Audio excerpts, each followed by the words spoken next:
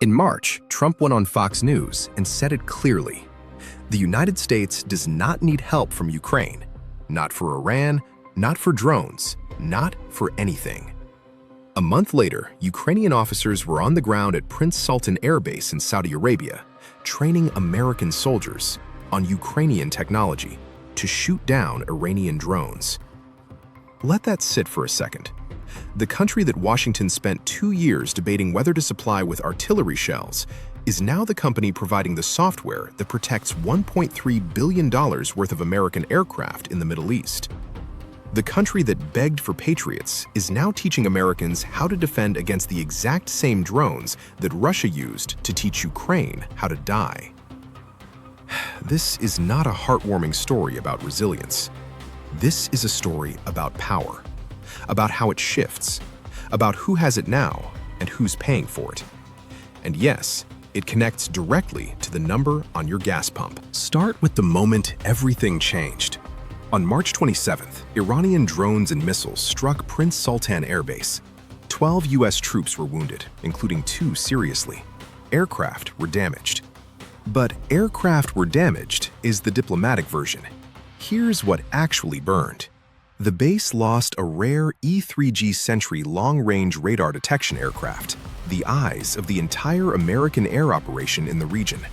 A KC-135 Stratotanker, the flying gas station that keeps F-35s in the air, and a key element of the THAAD anti-missile system, the AN/TPY-2 radar station.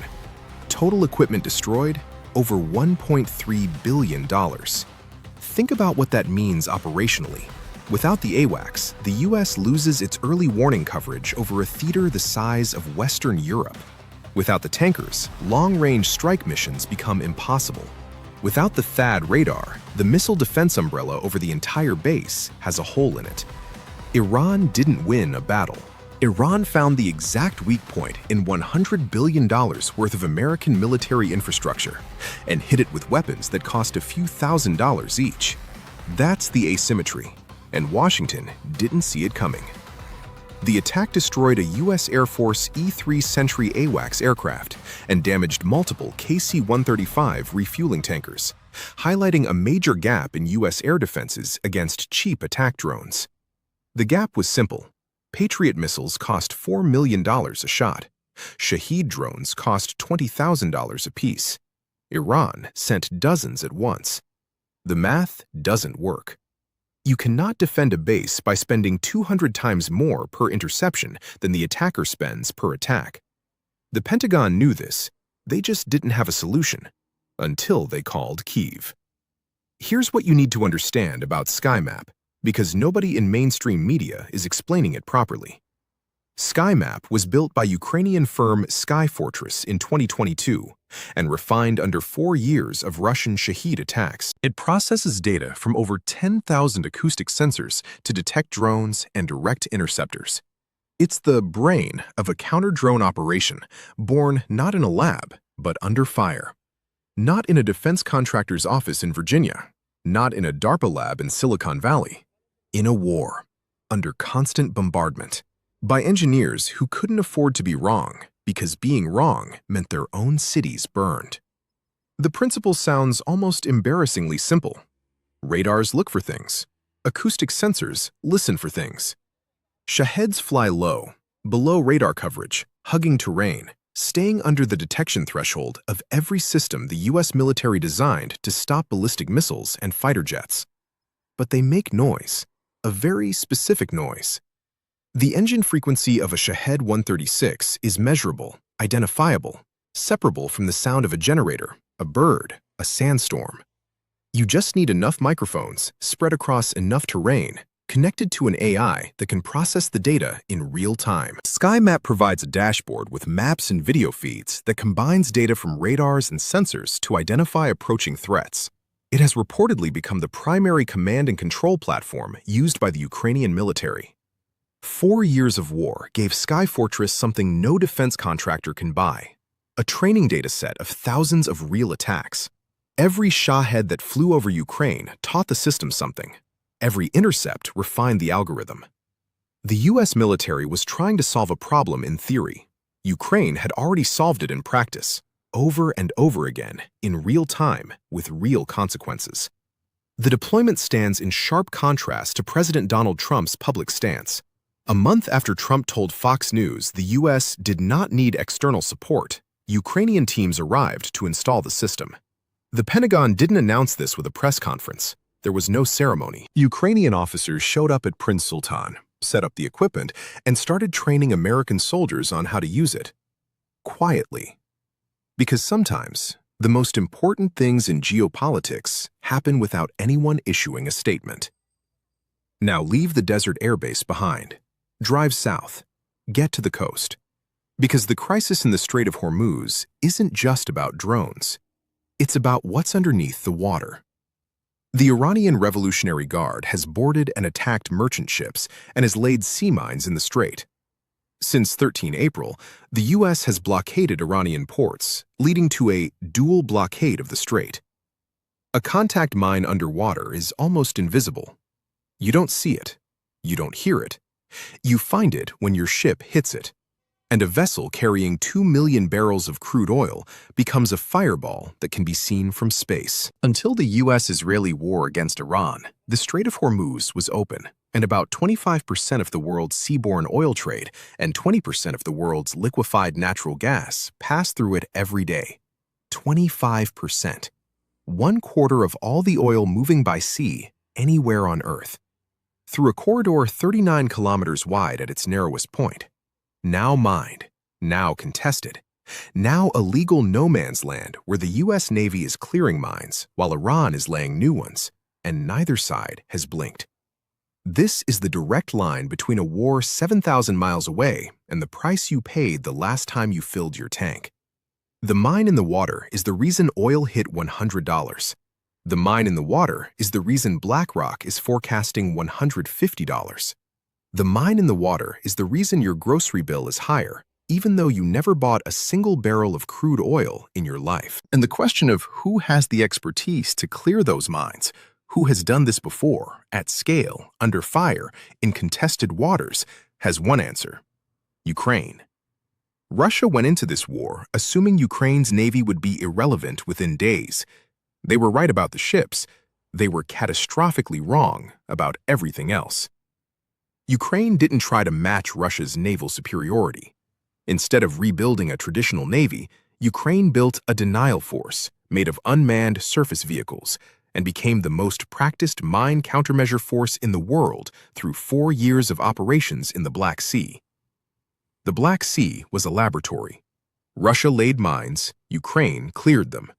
Russia blockaded ports, Ukraine broke the blockade. Russia tried to control the waterway with its legacy Soviet fleet, the same fleet that, according to Ukrainian naval analysts, has since been reduced to essentially a coastal support tool. Ukraine's naval drones, the Magura V5 and the Sea Baby, became legends, not because they were expensive, they're not, because they worked. A $250,000 drone sank a $750 million Russian corvette.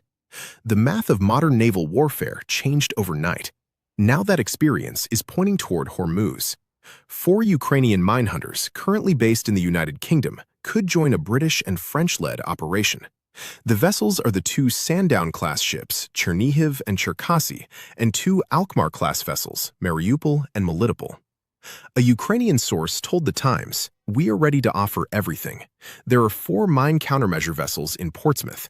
They cannot be sent to Ukraine because, first, they would become the #1 target, and second, due to the Montreux Convention." This detail is extraordinary. Ukraine has warships that cannot enter its own waters because the Montreux Convention prohibits warships from non-Black Sea nations transiting into the Black Sea during wartime, and because Russia would target them instantly if they did. These ships have been sitting in Portsmouth for months, training, waiting. Now they have somewhere to go. An additional Alkmaar-class vessel is expected to be delivered by the Netherlands in June 2026 and will be commissioned into the Ukrainian Navy as Henichesk. 5 ships, trained crews, NATO certified, with more real-world mine-clearing experience than almost any navy on Earth, ready to sail into the most dangerous 21 miles of water in the world. Let me be direct about what is happening here, because the geopolitical picture is almost too ironic to believe. Trump spent much of early 2026 questioning American support for Ukraine. The February White House meeting with Zelensky devolved into a confrontation. Trump called Ukrainian leadership ungrateful. J.D. Vance compared Zelensky unfavorably to a visiting dignitary who hadn't dressed properly. Zelensky didn't retaliate or escalate. He kept channels open, posted detailed readouts of every call with U.S. officials, and continued quietly building the case that Ukraine was indispensable. Then, Iran hit Prince Sultan and burned $1.3 billion worth of American equipment with weapons that cost a rounding error in comparison. The Pentagon quietly reversed course. Nearly a month after Trump said Ukrainian help wasn't needed, Ukrainian teams arrived to install SkyMap. This is not about politics. This is about the weight of reality on assumptions. The assumption was, America is the most technologically advanced military in the world, and therefore doesn't need help from a country that's been asking us for ammunition for 2 years. The reality was, America's most advanced air defense systems were designed to stop ballistic missiles and fighter jets, not $20,000 drones that fly 30 feet off the ground. And the country that spent 4 years solving exactly that problem wasn't the United States. It was Ukraine. Any credible maritime operation in the Strait of Hormuz will depend on the 3 U's: the United States, the United Kingdom, and Ukraine. Ukraine brings recent, hard-earned experience. Its operations in the Black Sea have made it one of the most practiced actors in mine countermeasures in the world.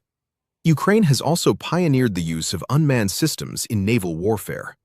That's not a Ukrainian think tank. That's Defense One and the Hudson Institute, American analysts writing for American audiences. Now let me tell you the part that never makes the news. Because this story isn't just about Ukraine being helpful. Ukraine is playing a long game here, and they're playing it very well. In late March 2026, Zelensky made a whirlwind tour. Jeddah, Abu Dhabi, Doha, and Amman, signing 10-year defense cooperation agreements with Saudi Arabia, the UAE, Qatar, and Jordan. 10-year agreements, not emergency aid, not one-time sales. Decade-long partnerships with the countries that have the most money on Earth and the most immediate need for exactly what Ukraine has built. Think about what Ukraine is exchanging: combat-proven drone technology, real-time battlefield software, mine clearance expertise, counter-drone systems that have been tested not in exercises, but in actual war. The Gulf states are getting something that the F-35 and the Patriot cannot give them: a technology developed specifically to beat the exact weapons Iran is currently using against them. And Ukraine is getting cash, energy, investment, reconstruction guarantees. The Gulf states' sovereign wealth funds are among the largest pools of capital on Earth. For a country that needs to rebuild entire cities, that matters more than any weapons deal. The transaction is elegant. Ukraine offers knowledge, the Gulf offers money. Both sides get security. The only loser in this arrangement is Moscow, which spent years positioning itself as the alternative security provider for Middle Eastern states, selling S-400 systems and diplomatic cover. Now, Ukraine, the country Russia tried to erase, is taking that market away from Russia, in the very region Russia was courting, with technology forged in the war Russia started. You've been patient. Let me close the loop. The price you pay at the pump is a function of what happens in those 21 miles of water. Every day the strait stays disrupted, mined, contested, unpredictable. Tankers don't move. Tankers that don't move mean supply that doesn't reach refineries. Supply that doesn't reach refineries means the global physical market stays tight. A tight physical market means Brent stays above $100. The mine clearance operation, the one Ukraine is ready to join, is the single most direct lever available to bring that price back down. On 23 April, Trump ordered the U.S. Navy to destroy any Iranian boats laying mines in the strait.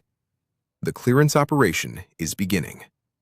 But clearing mines in contested waters, while Iran continues to lay new ones, While a dual blockade keeps both sides locked in place, this is not a weekend operation. It is months of precise, dangerous, technically demanding work. The countries best equipped to do it are the ones with the most experience doing it. And right now, that list includes 4 ships currently in Portsmouth flying the Ukrainian flag, with crews that have cleared mines in active war conditions, whose commanding officers are sitting in a planning meeting in London as this video goes live. Here is what the evening news does not connect. The price board at your gas station. The mine at the bottom of the Strait of Hormuz. The Ukrainian naval officer in a conference room in Northwood. The acoustic sensor on the wire fence at Prince Sultan. The SkyMap dashboard showing an Iranian Shahed 6 miles out, traveling at 115 miles per hour, 30 feet above the desert. These are all the same story. It is the story of how a war in Eastern Europe became a war in the Middle East, how a war in the Middle East became an energy shock in your economy, and how the country everyone wrote off as the victim turned out to be one of the few actors with the practical tools to resolve it. Ukraine didn't ask to be in the middle of this, but here it is. Not with its handout, with its technology deployed, its officers in the room, its ships on standby. The country that was supposed to lose is now one of the key pieces in the puzzle of whether you pay $4 or $6 a gallon this summer. The irony isn't lost on anyone, especially in Moscow. How much is a gallon where you are right now? Drop it in the comments. And tell me, do you think the mine clearance operation can actually open the strait before oil hits $150? Because the math is tight and the clock is running. I'll be here every week until the meter stops.